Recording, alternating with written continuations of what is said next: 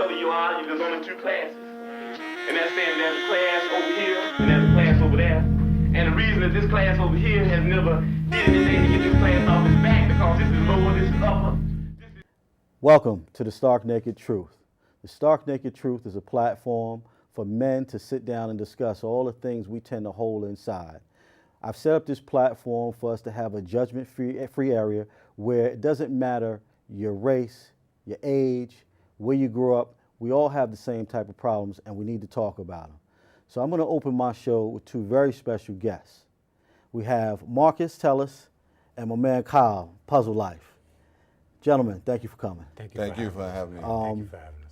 I've been anxious to get this started. I'm glad you all decided that to be my first guest and honor me with that.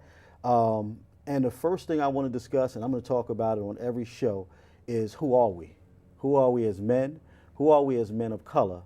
And more importantly, who we're not. Because there's a lot of people that talk about us and tell us who we are, and we know who we are. We want to tell the world who we are. We want to constantly do that. So I'm going to start with you, Marcus. I'm going to just ask you to first tell me a little bit about you and your background, and then tell me who you are as a man. Absolutely. So my background as a man, born and raised in Astoria, Queens, moved to the Bronx, lived in the Bronx throughout my teenage years. In my adult life, worked very hard. Professional worker, work in the realm of service operations. I've got my master's degree in management and have been successful in working in the telecommunications industry, and right now I'm in the transportation business. Excellent. I have one child, married with my wife. My daughter is my pride and joy, and also been part of my stress coming up as a young man, as I had her with someone else other than my wife prior to getting married, and went through the challenges that every man goes through, every black man, every man in America that has to deal with family and their family court issues go through. Okay. So that has shaped me as a man. And we're going to touch on that a little later. I just want to give more of a scope. I want to give the audience a little bit about who you are. So we're going to pause you on that, and Kyle, we're going to ask you the same question. Just tell us, who you are and what you represent. Well, me, I try to be a positive black man. To me, I'm Kyle from the Bronx. I was raised in the Bronx, raised by a single parent. My mother raised 3 kids on her own. My father was there, but he wasn't there as much as he should be. So I figure I was kind of raised by the neighbors, uncles, aunts, and those in the neighborhood. I think that they put into me to be productive every day. I had my slips and falls running with the wrong crowd. We do that at a young age. But I learned to say, how can I be productive in my community when there's so much negative in my community? I wanted to be the rare breed. Gotcha. So I consider myself a rare breed. I've been married for 17 years to a beautiful wife, Liza.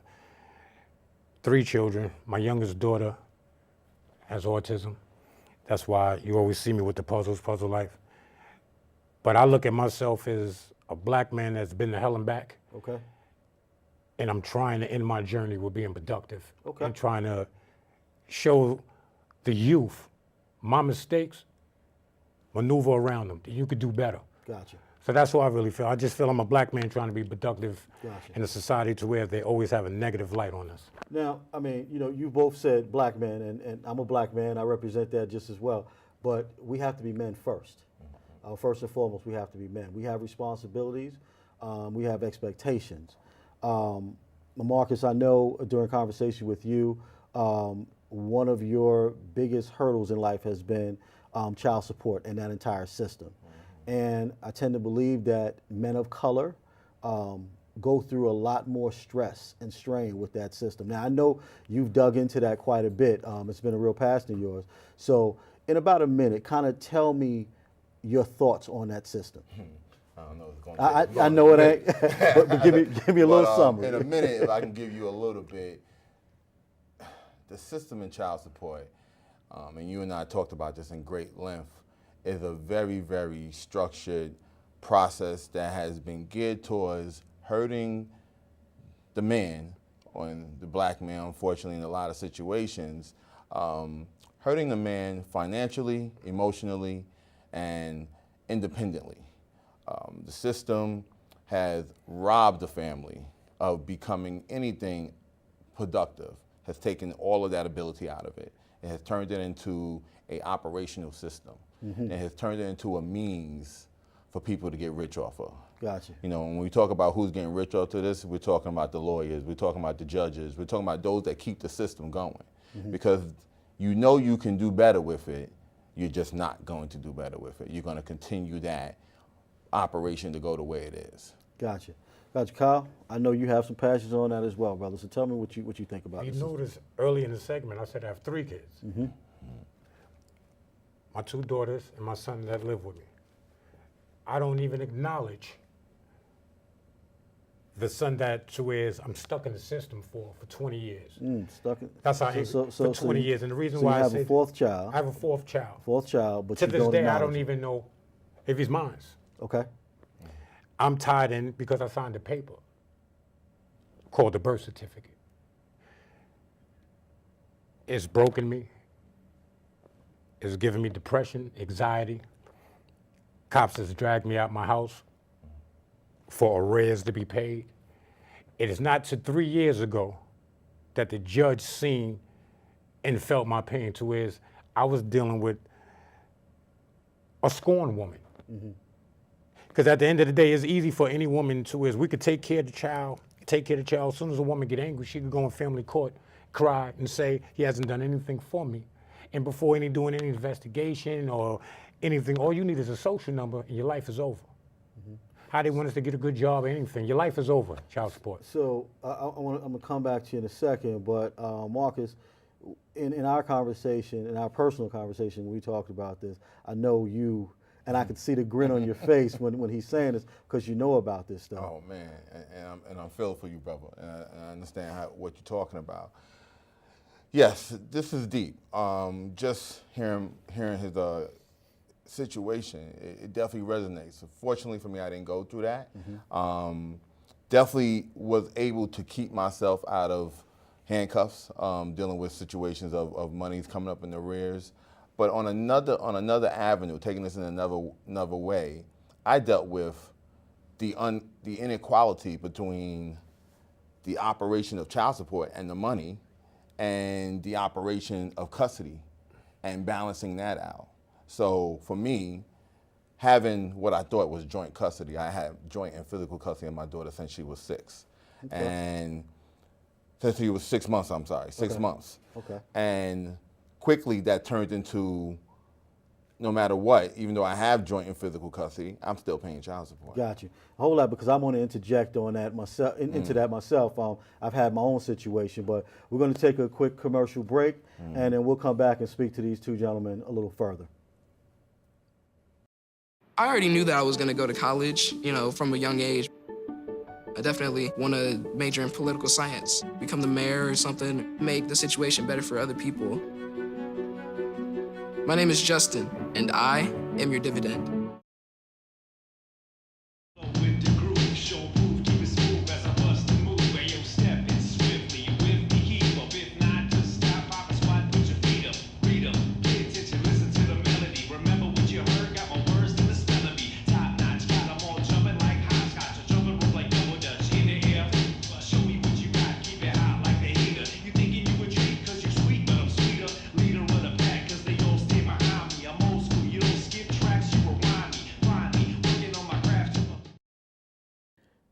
Welcome back to the Stark Naked Truth. I'm your host, Larry Stark. I've been sitting here conversing with Kyle and Marcus, and one of the subjects we touched on was child support and how the system is so screwed up. And these 2 gentlemen have been very passionate about it. And it's unfortunate that so many of us have this story in our journals, in our life's journals. I have one myself, and I can understand where they both come from when they talk about the stranglehold that the system puts on you and how it's geared toward the demise of the man. And I can only speak for the men of color that I know who it's strangled. I dealt with it myself. Everything from being stopped and arrested because my license was suspended and I had no idea. Having money taken from my account's frozen when I was doing the right thing because I was in arrears and based on a court error. But I couldn't. It was nothing I could do to prove myself or to get it straightened out. And it put a very big strain on my family that I had at the present time. At that time, I did everything I could for my children. So I know when you guys talk about this, and I see the passion in your voice, I hear the passion in your voices and see it on your faces and your body language, it resonates with me because I've been there and I consider myself a very stand-up guy. I did everything I could, and I wouldn't be sitting here speaking to you all if I didn't think you were the type of guys that I was. Marcus, I know you were led off with talking about your daughter and the 6 month. 6 months of age. 6 months of age, right? So you want to pick up from there? Yes, absolutely. So I had my daughter. I had joint and physical custody of my daughter since she was 6 months old, and thought I was doing the right thing. You know, I went in there proactively to seek custody, to seek that custody in that manner because I thought it was proper to have a equal share in the child, and I also thought that by doing that, that would prevent child support because if we both have equal ownership of our child, for lack of words, we will both own our financial part of it. And yet the system still directed me to have to pay her, the mother of my child support. So here it is, I physically have my daughter in my house almost 50% of the time, sometimes even more than that. And yet the money is going to her mother's home. And yet I need money to raise my child in my home. Right. And you say to yourself, how can this be?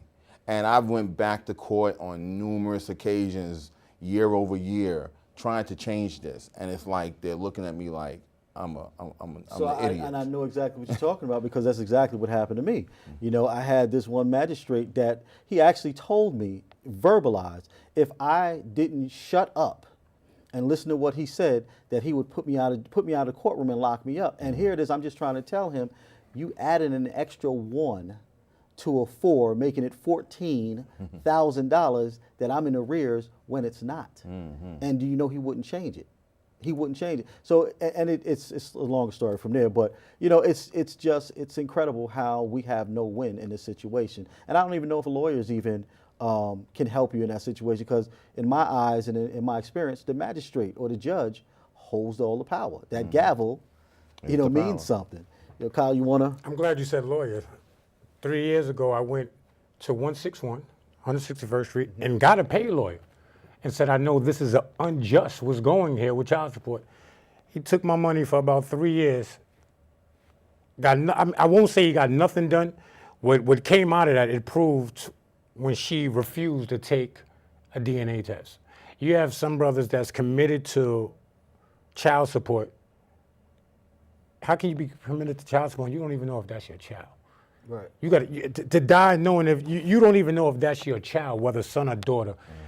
And for women to play that mental game, and I'm not saying all women, Right. because you have some brothers that run from responsibilities. Yeah, by no means is this accusatory. Oh, we're not. I means. want to make that very clear. But I was a father that was ready to take on my responsibilities if he was my son and be in his life. He's 20 years since the age of 2. She's never let me physically be in his life, but she wanted that money. She went inside the courts and cried and lied. As soon as we come out the courtroom, you see the devious smiles and smirks, not knowing her whole goal was to ruin my life, which happens to maybe 75% of, and I won't just say African-American brothers. We have a lot of Latino brothers that's in the system to where once we're viewed and stand in front of that judge, we're nothing. Right. We're nothing but a bill. Right. And they know when they start putting them arrears and start adding up, if you're in a certain situation, you're going to die owing child support. Yeah, and to die owing child support, not knowing if that's your child, Right. I just feel that's just so sickening and dark. Marcus, I know.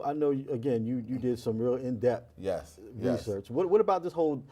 I'm not taking the DNA test. You know anything about that? No, I don't know too much about that piece, but what I will say, and what Carl touched on, is that once you put your Hancock on that birth certificate, it's almost over for you.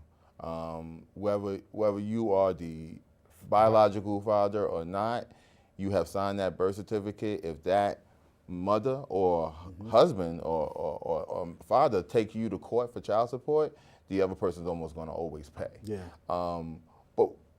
And you're right, I did a lot of research from different angles. And again, I've been fortunate enough to be proactive about a lot of things. But even in being proactive, it didn't make my situation any better than what the two of you went through. Right.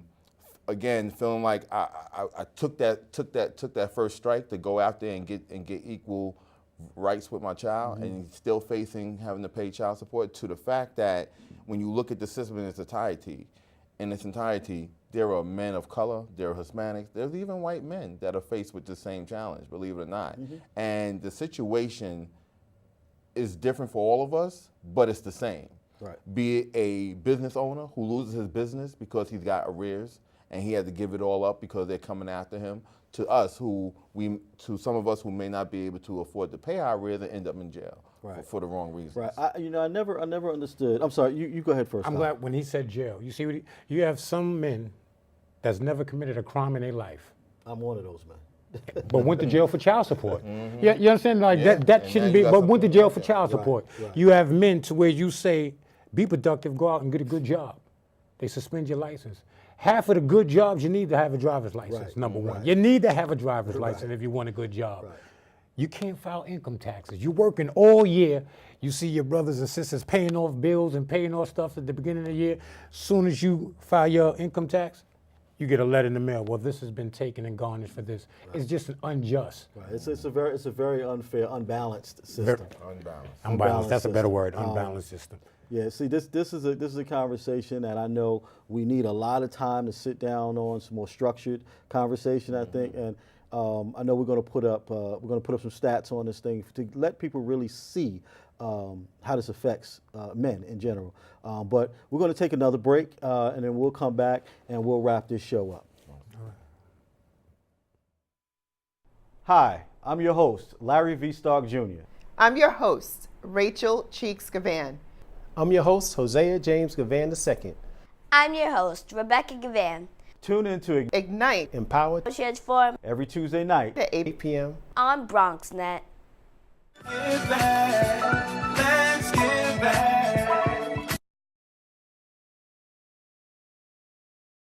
I see you mobbing over her. Let's go. Let's mob. Let's crawl. Let's crawl. Let's crawl. Hey, yo, we mobbing. Come on, girl. Let's crawl. Hey, yo, let's crawl. Hey, yo, let's crawl. Hey, let's crawl. Hey, yo, let's crawl. Welcome back to the Stark Naked Truth. I'm your host, Larry Stark. We closed out the last segment talking about child support and the issues that whole system has tied men into. But this show has to be positive. We have to talk about some good things as well. And we'll get back to those on different segments. But Kyle, your outfit is different. Your hat is different. Your bag is different. But there's one thing that's connecting all of them, that word. Puzzle life. Puzzle life. Let's talk about it. Puzzle Life was created by me and my wife to bring autism awareness to the South Bronx and then spread it to the masses beyond the South Bronx. The reason why I say the South Bronx, for me being a father raising a child with autism, I've seen a lack of resources. I've seen a lack of people wanting to understand what is autism. Because if you notice, when I went to school, I didn't hear the word autism. I heard the word Down syndrome, special ed, retardation. You didn't hear the word autism. So as I started doing the walks, Autism Speaks walks, I was wondering why all the funding wasn't coming back here to the forgotten neighborhoods, which I consider South Bronx, Manhattan, Brooklyn, where it may be. We don't have no sensory park. My daughter's labeled a runner. You have kids that if they see a dog or ice cream truck, they're not aware of the traffic like that, they're gonna run out. So I said, I'm not gonna wait till April and just speak about autism. I'm raising autism. I'm gonna be a walking billboard every single day. So when you see Puzzle Life, it's just basically saying, let's have the conversation about autism acceptance every day. Let's not have the conversation in April, because after April, our kids are still autistic. Let's How do you stop bullying in schools? Having the conversation every day. The conversation has to start at home. It doesn't start at school. It has to start at home, knowing that there's other kids in this world that was born and created differently. That don't mean bully them. That means try to get and understand them. So Puzzle Life represents autism acceptance, not just for those on the autism spectrum, but for all those with disabilities. Everyone deserves a voice. So that's what Puzzle Life is. And I think when I first met you and I saw it and we started talking about it, and I thought about it, Puzzle Life, and I said, well, oftentimes to complete a puzzle, you need all the pieces. There's one piece missing. And I thought on the other side of it, so you're seeing it from raising a child with autism. That's not my situation, but the lack of education. I said, so I'm missing a piece of the puzzle of understanding. And if I can have you, that's that missing piece, fill it in. We had that conversation. Now my puzzle's complete. I know what it's all about now. And I applaud you for doing that. I think it's commendable that as a parent, you're putting yourself out there. Most people hide behind the doors. They don't want anyone to know there's an issue here. They'll send the kid off. Stigma. Right. They'll send the kid off to school, send the kid back home, keep the child wrapped up with them. We're out in the public, and I see you're out with your daughter. You do things with your daughter. You let people know this is my child, and that's one of those stigmas I talked about with black men and who we're not. We're not the guys who keep our kids locked in. We're fathers who will bring our children out, let the world see that we're raising beautiful kids and we do the right things. I think it needs to be more of us out there, and I appreciate you doing that. And I appreciate you giving us a floor for autism, because you have so many rappers, movie stars, and all those that's on social media that's from the Bronx. Which camera is that I could speak to them now? Because now I want to speak to them. I want to challenge all those rappers, movie stars that yell at Bronx when they get in interviews. Pick up the ball. Autism acceptance is needed every single day. The Bronx is lacking resources. We're lacking communication. We can stop the bullying. Our kids look up to y'all on TV. Can you imagine if you are celebrating autism awareness every single day? It'd be a powerful movement. I just want to get that out, because when you go on social media, not everybody that's trying to reach out to you is a groupie. Right. I'm on social media every day reaching out to these people that have a platform to do what you're doing. Right. So I applaud you for getting messages out that should be out every single day, not when it's convenient. We should be having these conversations every day. Yeah. And the stark naked truth. There it is. And see, I can talk to having a child with disabilities, my oldest daughter. And it was me who was in denial for a long, long time. Her mom, was passionate about trying to get her to help, but Daddy didn't want to believe that. Not his big girl, not his little lady, his princess. It hurts. It hurt. But once the switch turned on and I embraced it, it was a whole new world. And like you, I have no problem talking about it. I have no problem sitting my little lady down beside it. Well, she ain't little lady anymore. She's in mid-20s now, but she, she understands her, I don't want to say shortcomings, but she understands her limitations. Right. And she's learned to work with them, and we've learned to work with her. I have to say her brother and her sisters, they take care of her. If her mom and I left this earth, she'd be fine.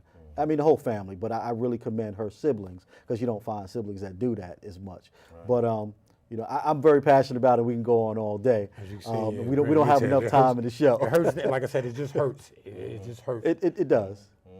People look past. When it ain't real to them, if it don't affect them at home, and excuse my passion right now. It's all right. That's what we do. When it don't affect them, it just feel like it fly right over them. They don't care. Right. And autism is here, whether you like it or not.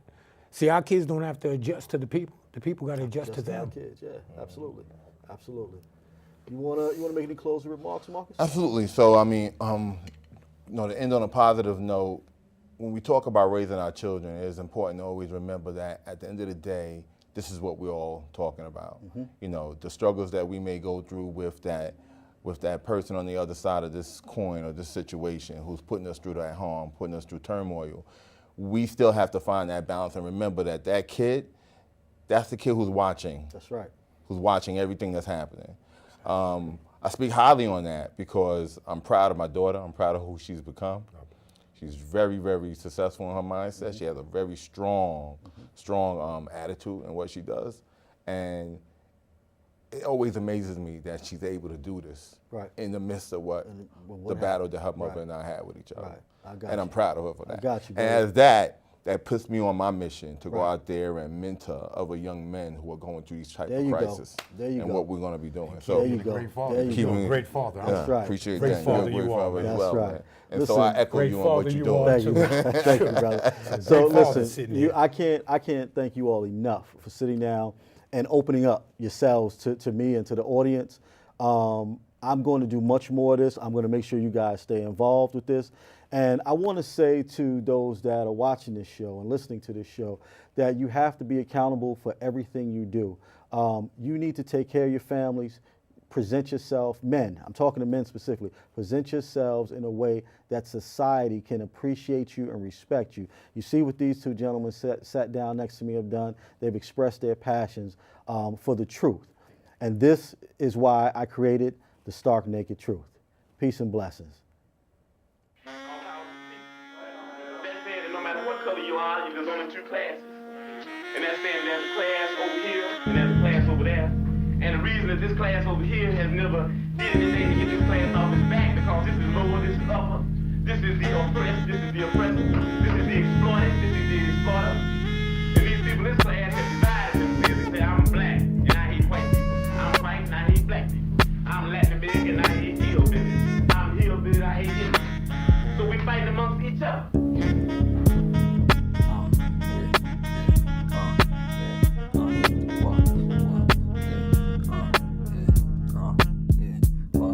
When it makes no sense, we got no government here. Why the good people get sick and then they disappear? Mind control causes aspects of physical fear. When the tears of God rotating in subconscious fear. Corruption causes oppression for this mental war. Carry my hammer like Thor. The power from the mind cracks the floor. It's evident that even our currency circulation is controlled by dead presidents. My plan is to be the elephant in the room. Dr. Doom on shrooms. Last night I heard a boom. They wanna get me, but I'm Fred Hampton in a bulletproof Helly Hansen. Why do you overstate your overstanding? Cause truly I'm the representation of God. Many nations are sun, moons, and stars. Far from being kings and czars. Royalty is not.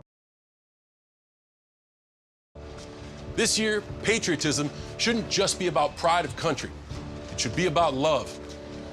Remember that to love America is to love all Americans, because love has no labels. What if you could invest in the future of kids, like a stock? Not the kind of stock that's about making money, but a stock for social change. A whole new kind of investment called Better Futures. When you invest, it helps kids go to college. Believe in us, invest in us, watch us grow. My name is Sydney, and I'm your dividend.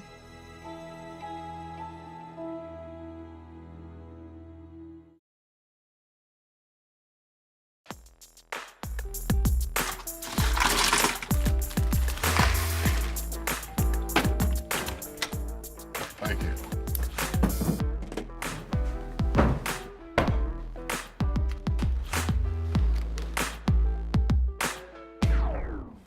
You got a king?